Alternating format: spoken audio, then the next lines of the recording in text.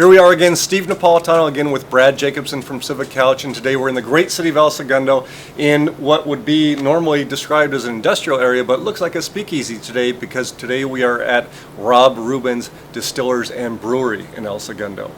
And now we're here with the man behind the brand. There actually is a Rob Ruben, and we're here with Rob. But Rob, what's going on here? We launched our brand and our company last year at our grand opening, September of 2016. So we're about 6 months old right now. My great-grandfather and his brothers, 5 brothers, opened the Royal Theater Company back in Chicago in the early teens, 1900s.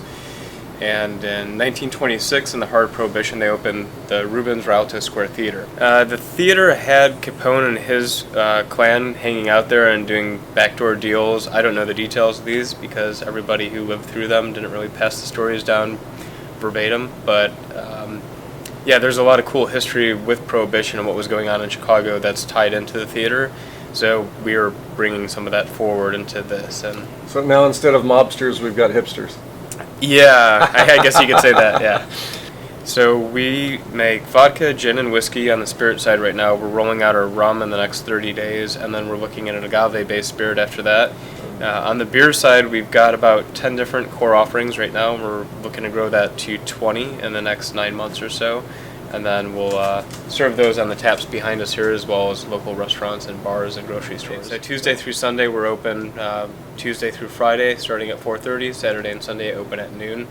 And then the hours kind of vary for closing throughout the week, but that's all on our website at rubensspirit.com. Well, to come in here, do you host private parties and things like that as well? Absolutely. We do private parties, corporate events, team building events, not-for-profit gatherings. So it covers the whole gambit in terms of what we offer for private groups. You can actually do tastings. We are limited in terms of what we're allowed to do for tastings because we're a distillery. We're not a full bar in the eyes of the Alcoholic Beverage Control Department of the state.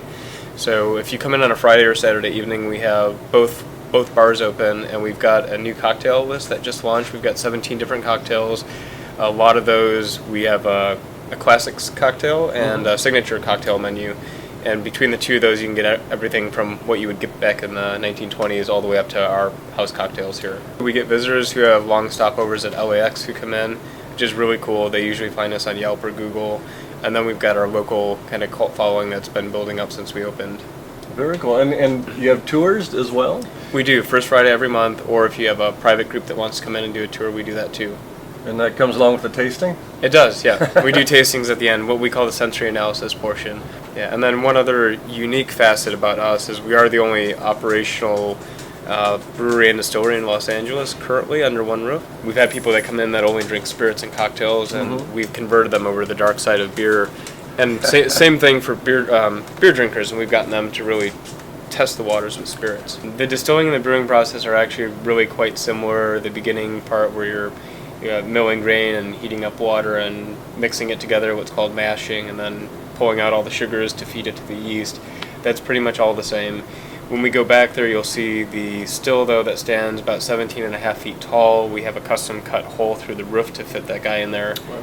And then the brew side is a 15-barrel system that we picked up, and both sides of the floor split equally pretty much their space, so we share space for the distillery about 50% with the brewery, the other 50%. So now, how long have you been in this business? How do you become a distiller and a brewer? Did you go to school for this?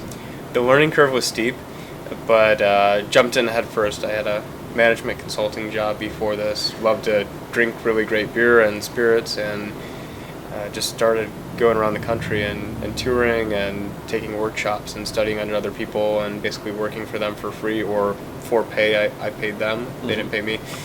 And learning, reading a lot of books, watching videos.